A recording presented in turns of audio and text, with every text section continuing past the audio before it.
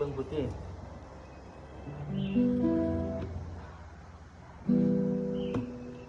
มาดิสิมาห้องเพลงกูคงสิคัมภีร์เนาะ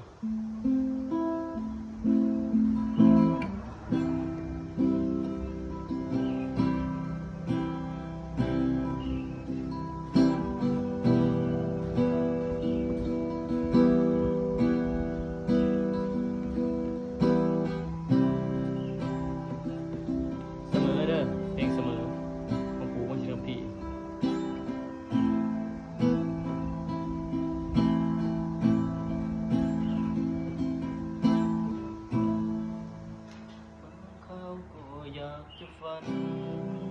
บางทีก็อยากลืมแล้วจะได้หรือเปล่าเนี่ยจะมองโต๊ะแต่เราก็มาห้องโต๊ะตีก็ห้องโต๊ะห้องน้ำกันกระไดให้งวนขอชี้ไหม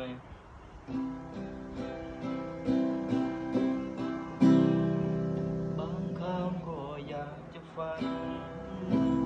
ที่บ่ใครมีความหมายในใจของเธอ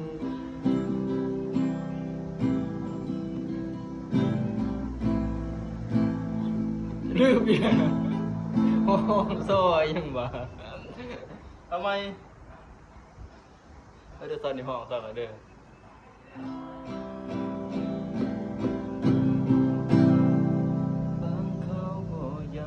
ฝัน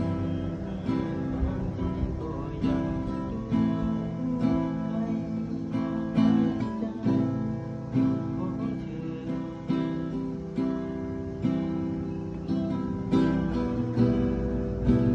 ใครรู้สัก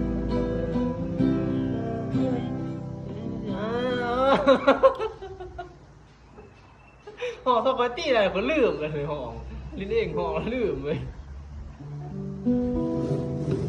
ไหว